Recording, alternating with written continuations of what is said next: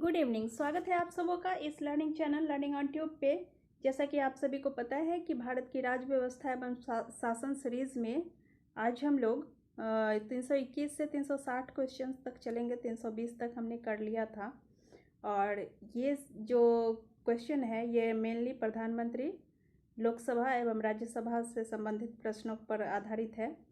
तो आज वीडियो का यही सब्जेक्ट रहेगा, लोकसभा, राज्यसभा, और थोड़े से प्रश्न प्रधानमंत्री से भी बिलोंग्ड होंगे। तो ये वीडियो भी बहुत ही इम्पोर्टेंट होने वाला है, जिससे हर एक वनडे एग्ज़ाम में कुछ ना कुछ प्रश्न पूछे ही जाते हैं। और दोस्तों, आप सबों से ये रिक्वेस्ट है कि अगर आपको मेरी वीडियो अच्छी लगती है तो प्लीज़ इसको सब्सक्राइब करें, अपने दोस्तों के साथ शेयर भी करें और लाइक और कमेंट भी करें। तो चलिए स्टार्ट करते हैं आज का ये सेशन, भारत की राज्य व्यवस्था एवं शासन।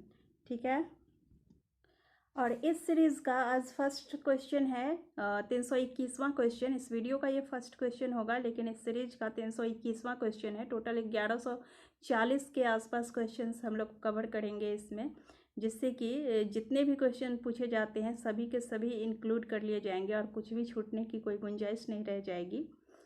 तो भारतीय राज्य व्यवस्था एवं शासन से संबंधित जितने भी क्वेश्चन हैं सारे के सारे इसमें इंक्लूड हो जाएंगे। लेकिन वीडियो को आपको ध्यान से देखना होगा और इससे जितने भी क्वेश्चन होंगे सबके सब मैं अपलोड करती रहूँगी इसी तरह से। तो आज चलते हैं क्वेश्चन नंबर 321। राज्यसभा को उसके कार्यकाल से पूर्व भंग करने का अधिकार, राज्यसभा को उसके कार्यकाल से पूर्व ही भंग करने का अधिकार किसे है, ये पूछ रहा है। तो जैसा कि सभी जानते हैं कि राज्यसभा को भंग नहीं किया जा सकता है, तो इसे भंग करने का अधिकार न तो राष्ट्रपति को है, न तो उपराष्ट्रपति को है, और न ही केंद्रीय मंत्रिमंडल को है। तो राज्यसभा भंग नहीं की जा सकती है, इसलिए आंसर डी हो जाएगा। Question number 322। निम्न में से किसकी अनुमति के बिना न तो कर लगाए जा सकते हैं और न ही किसी प्रकार का खर्च किया जा सकता है। तो किसकी अनुमति के बिना कर नहीं लगाए जा सकते हैं और न ही खर्च किया जा सकता है, तो आंसर हमारा हो जाएगा बी, मंत्रिपरिषद। मंत्रिपरिषद की अनुमति के बिना न तो कर आरोपित किए जा सकते हैं और न ही किसी प्रकार का खर्च किया जा सकता है। Question number 323। संसद के सदस्यों की अयोग्यता से संबंधित झगड़ों का निपटारा कौन करता है? संसद के सदस्य किसी भी कारण चुनावी प्रक्रिया में अगर अयोग्य पाए जाते हैं तो उससे संबंधित जो विवाद या झगड़े होते हैं इसका निपटारा कौन करेगा? तो आंसर हमारा हो जाएगा राष्ट्रपति द्वारा चुनाव आयोग के परामर्श से। ठीक है, चुनाव आयोग राष्ट्रपति को परामर्श करते हैं और करता है और राष्ट्रपति इनके झगड़ों का निपटारा करते हैं। ठीक है, नेक्स्ट क्वेश्चन है, संसद के सदस्यों को किस मामले में कानूनी कार्यवाही से मुक्त रखा गया है? संसद के सदस्यों को किस मामले में कानूनी कार्यवाही से मुक्त रखा गया है? आंसर हो जाएगा हमारा यहाँ पे बी जो देख रहे हैं, संसद अथवा उसकी समितियों में कही गई किसी बात के लिए। संसद अथवा उसके समितियों में कही गई किसी बात के लिए संसद के सदस्यों को किसी भी कानूनी कार्यवाही से मुक्त रखा गया है। ठीक है, तो कोई भी अगर बोलते हैं कुछ भी तो उनके वक्तव्य के आधार पर उनको कानूनी कार्यवाही उन पर नहीं की जा सकती है। नेक्स्ट क्वेश्चन नंबर 325 पे चले। क्वेश्चन नंबर 325 है, यह कौन निर्धारित करता है या कौन निर्णय करता है कि क्या कोई विधेयक वित्तीय विधेयक है या नहीं? वित्तीय विधेयक है अथवा धन विधेयक है, इस बात का निर्धारण कौन करते हैं? तो आंसर हो जाएगा लोकसभा के अध्यक्ष। लोकसभा के अध्यक्ष को यह अधिकार दिया गया है कि कोई भी विधेयक धन विधेयक है या वित्तीय विधेयक, तो इसका निर्णय केवल और केवल लोकसभा अध्यक्ष करते हैं। नेक्स्ट क्वेश्चन, निम्नलिखित में से किस संस्था की अध्यक्षता एक ऐसा व्यक्ति करता है जो संसद का सदस्य नहीं होता है? किस संस्था का? तो यहाँ जैसा कि हम सब जानते हैं कि उपराष्ट्रपति जो होते हैं वो राज्यसभा के पदेन सभापति होते हैं, और लेकिन उस सदन के वो सदस्य नहीं भी हो सकते हैं। तो यहाँ पे जो आंसर है उसके अकॉर्डिंग हमारा आंसर ए सही हो जाएगा, राज्यसभा। ठीक है, क्वेश्चन नंबर 327। भारत की संसद को प्रभुत्ता संपन्न प्रभुसत्ता संपन्न नहीं माना जा सकता क्योंकि प्रभुसत्ता संपन्न नहीं माना जा सकता क्योंकि प्रभुसत्ता संपन्न क्यों नहीं माना जा सकता है? तो आंसर हो जाएगा 4 ऑप्शन जो दिए गए हैं। इसकी सत्ता केवल संविधान द्वारा निर्धारित सीमा क्षेत्र तक सीमित है। इसके द्वारा पारित कानूनों को सर्वोच्च न्यायालय असंवैधानिक घोषित कर सकता है और इसके अधिकार क्षेत्र को संविधान द्वारा प्रदान किए गए मौलिक अधिकार सीमित करते हैं। तो और उपरोक्त सभी कारणों से, तो आंसर हमारा यही डी हो जाएगा। उपरोक्त सभी कारणों से भारत की संसद को प्रभुसत्ता संपन्न नहीं माना जा सकता क्योंकि इसकी सत्ता केवल संविधान द्वारा निर्धारित सीमा क्षेत्र तक सीमित है। इसके द्वारा पारित कानूनों को सर्वोच्च न्यायालय असंवैधानिक घोषित कर सकता है और इसके अधिकार क्षेत्र को संविधान द्वारा प्रदान किए गए मौलिक अधिकार सीमित करते हैं। तो इस तरह से भारत की संसद को प्रभुसत्ता संपन्न नहीं माना जा सकता है।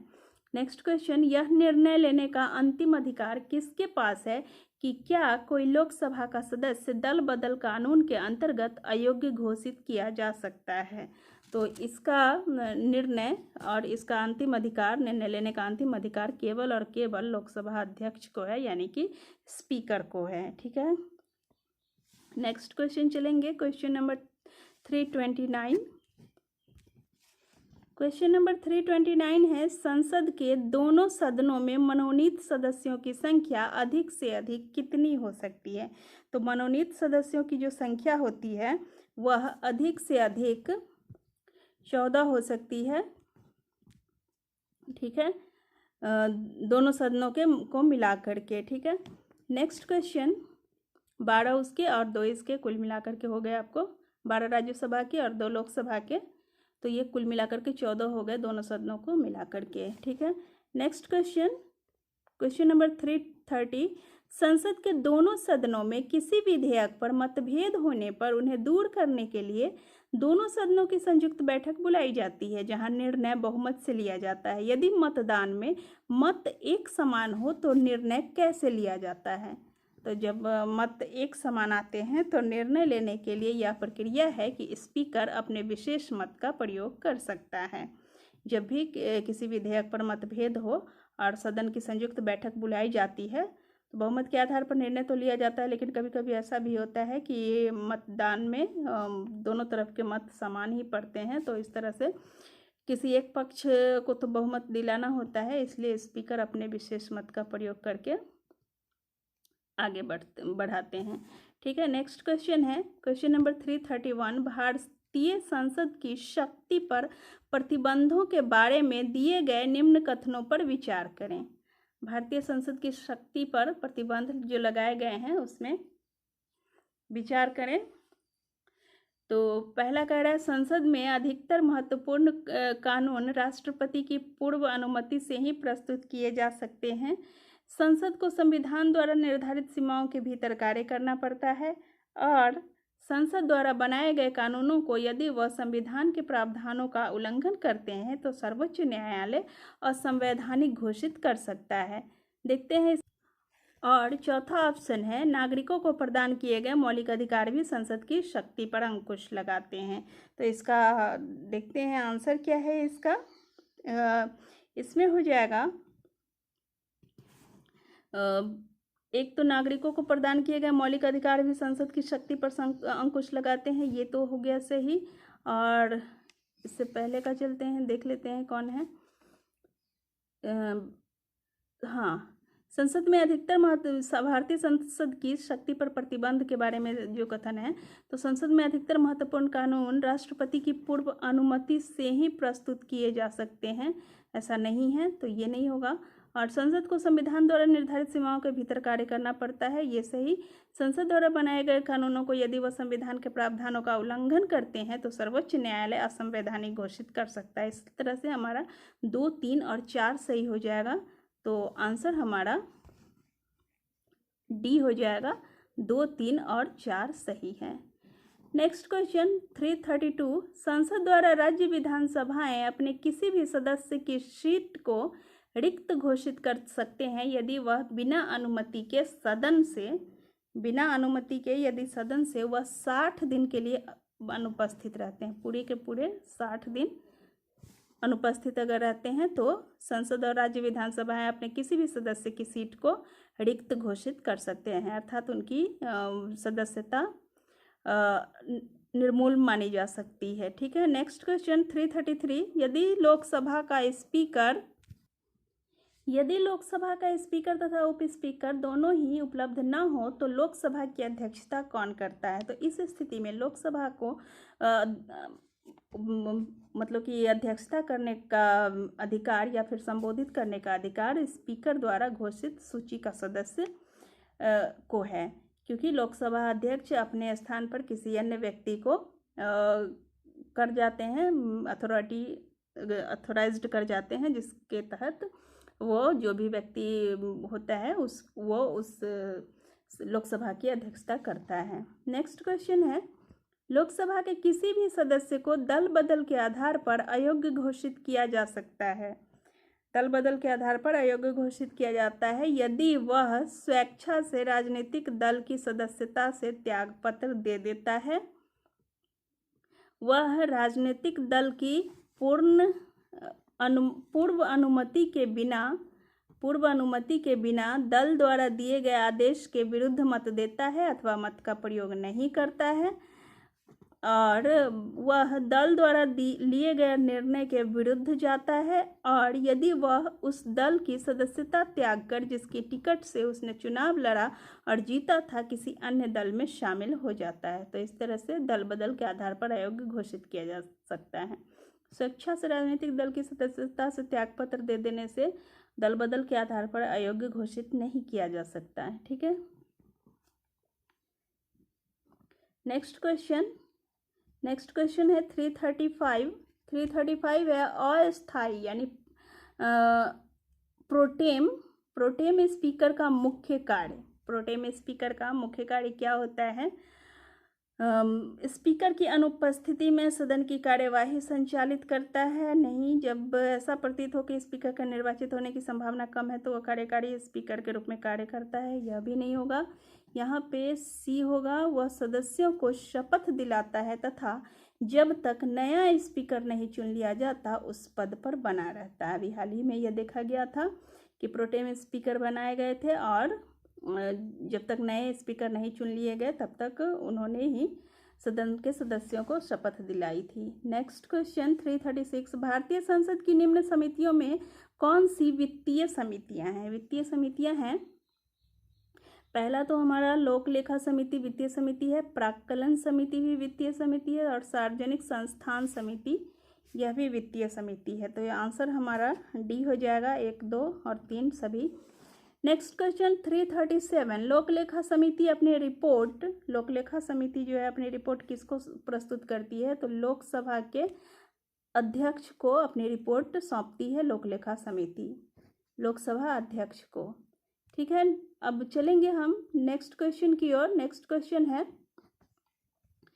338, निम्नलिखित में से कौन सी लोकसभा का कार्यकाल 5 वर्ष से अधिक था? 5 वर्ष से अधिक बनाया गया था। 5वीं लोकसभा का जो कार्यकाल था वह 5 वर्ष से अधिक समय तक के लिए रहा था। तो आंसर हो जाएगा 5वीं लोकसभा। संसद के दोनों सदनों के आपसी मतभेदों को, संसद के दोनों सदनों में यदि आपसी मतभेद है तो किस तरह से उसका निपटारा किया जाता है? आंसर हमारा होगा दोनों सदनों की संयुक्त बैठक में निपटाया जाता है। संसद के दोनों सदनों के अगर आपसी मतभेद है तो दोनों सदन की जब उपस्थिति रहेगी तो उस संयुक्त बैठक में निपटारा किया जाता है। क्वेश्चन नंबर 340, संसद के किसी भी सदन की बैठक के लिए कम से कम कितने सदस्यों की उपस्थिति होनी आवश्यक है? तो कितने सदस्यों की? ठीक है, तो यहाँ पे है 10%, यानी कि कोरम पूछ रहा है तो 1/10 होता है कोरम, तो 10%। ठीक है, नेक्स्ट क्वेश्चन, निम्नलिखित में से कौन सा विधेयक संसद में राष्ट्रपति की पूर्व अनुमति से प्रस्तुत किया जा सकता है? राष्ट्रपति की पूर्व अनुमति से वित्तीय विधेयक को प्रस्तुत किया जा सकता है। ठीक है, नेक्स्ट क्वेश्चन आगे बढ़ेंगे। 342 है, राज्यसभा के सदस्य किस समिति से संबंधित नहीं है? राज्यसभा के सदस्य किस समिति से संबंधित नहीं है? तो यहाँ पे जो दिया गया है प्राक्कलन समिति, यह इसमें राज्यसभा से सदस्य नहीं होते हैं। आंसर हमारा प्राक्कलन समिति यानी कि सी हो जाएगा। ठीक है, नेक्स्ट क्वेश्चन 343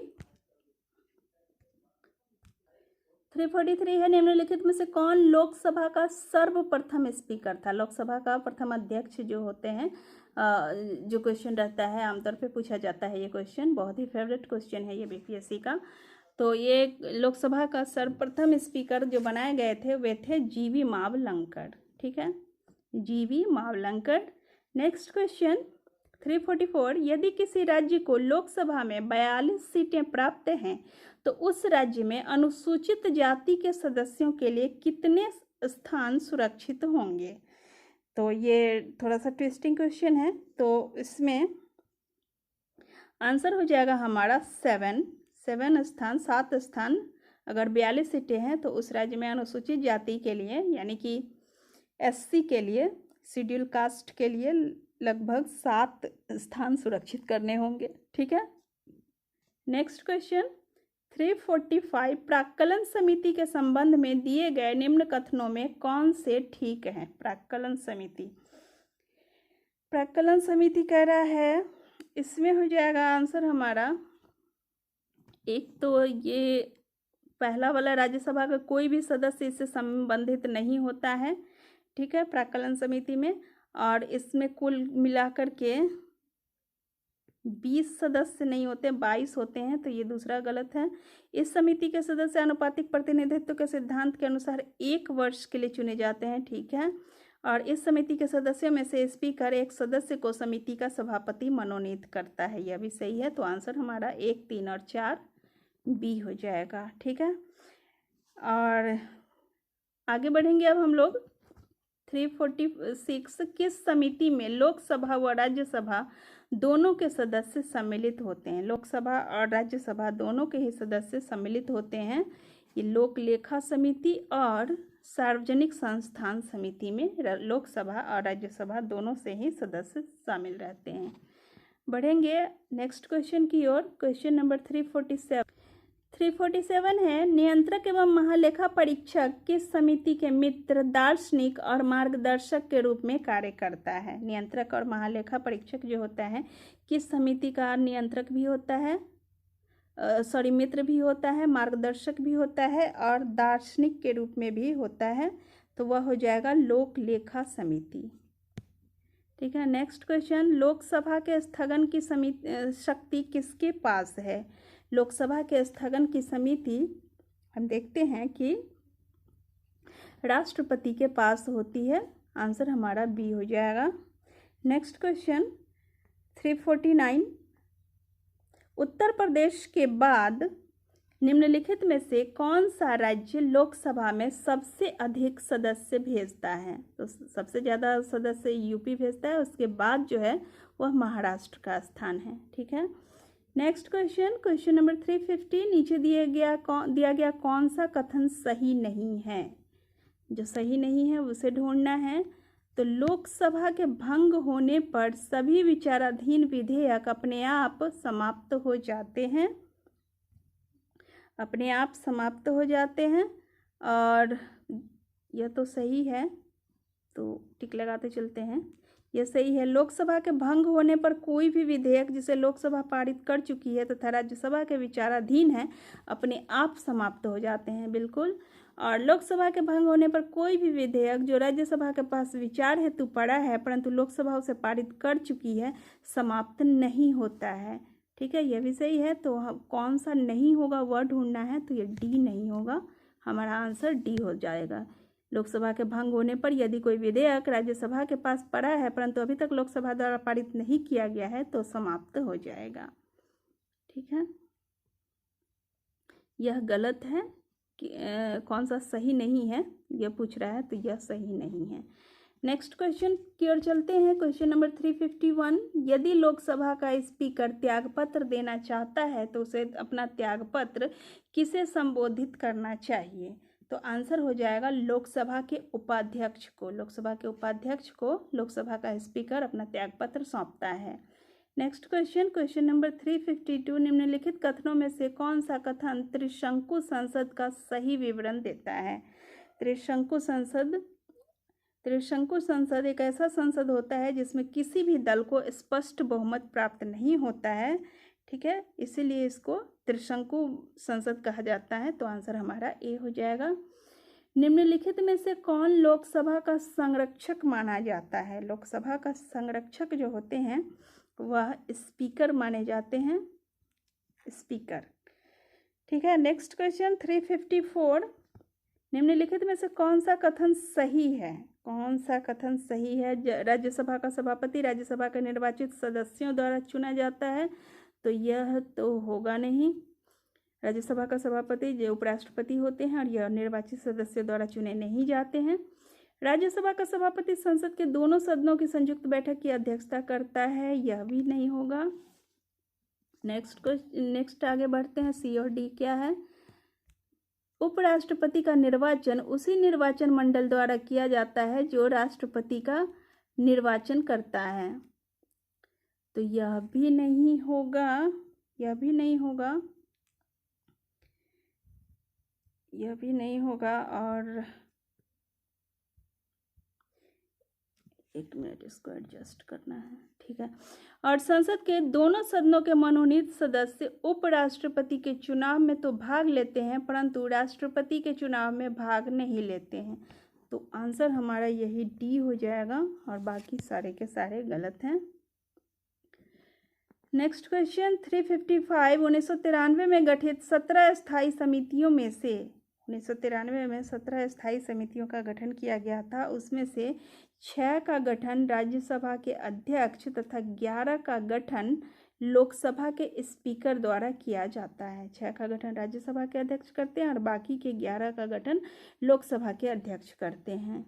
नेक्स्ट क्वेश्चन, संसदीय भाषा में समापन का अर्थ है? समापन का क्या अर्थ है संसदीय भाषा में? तो संसदीय भाषा में समापन का अर्थ है अधिवेशन में चल रहे वाद विवाद को समाप्त कर देना। नेक्स्ट क्वेश्चन, निम्नलिखित संसदीय समितियों में से कौन सी समिति यह देखती है कि खर्च उचित ढंग से तथा किफ़ायत से किया गया है? किफ़ायत से खर्च किया गया है या नहीं, इस चीज़ की जांच केवल और केवल लोक लेखा समिति करती है। नेक्स्ट क्वेश्चन, क्वेश्चन नंबर 358, निम्न समितियों में से किस समिति के साथ राज्यसभा के सदस्य जुड़े हुए हैं? राज्यसभा के सदस्य जो जुड़े हुए हैं वह है लोक लेखा समिति। लोक लेखा समिति में राज्यसभा के सदस्य होते हैं और बाकी ये सब लोकसभा के हैं। क्वेश्चन नंबर 359, यदि राज्यसभा के सम्मुख प्रस्तुत बजट निर्धारित समय में पास नहीं किया जाता तो बजट प्रस्तावों पर कोई प्रभाव नहीं पड़ता है, और ये सही है, सही होगा ये। और वित्तीय मामलों में लोकसभा राज्यसभा से अधिक शक्तिशाली है। वित्तीय मामलों में लोकसभा राज्यसभा से अधिक शक्तिशाली है, बिल्कुल यह भी सही है। तो आंसर हो जाएगा ए और आर दोनों ही सही है तथा आर ए की सही व्याख्या करता है। नेक्स्ट क्वेश्चन 360, निम्न दी गई विप की परिभाषाओं में से कौन सी ठीक है?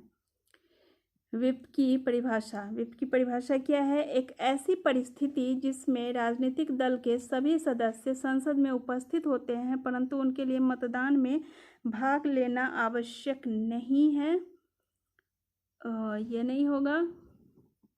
यह एक ऐसा सरकारी दस्तावेज या डॉक्यूमेंट है जो किसी राष्ट्रीय महत्व के विषय के बारे में संपूर्ण जानकारी प्रदान करता है तथा संसद के सम्मुख प्रस्तुत किया जाता है, यह भी नहीं। और नेक्स्ट है एक ऐसी परिस्थिति जिसमें राजनीतिक दल के सभी सदस्यों को सदन में उपस्थित रहने तथा दल के आदेशानुसार मत देने को कहा जाता है, तो यह हो जाएगा सही, ठीक है। तो आंसर हमारा सी हो जाएगा। तो इस तरह से यह वीडियो हुआ समाप्त, और अगर आपको ये वीडियो अच्छी लगी हो तो प्लीज़ इसको सब्सक्राइब कीजिए, अपने दोस्तों के साथ शेयर कीजिए और लास्टली बेल आइकन भी दबा दीजिए। थैंक यू इस वीडियो को वॉच करने के लिए। मिलते हैं नेक्स्ट वीडियो में, तब तक के लिए बाय बाय।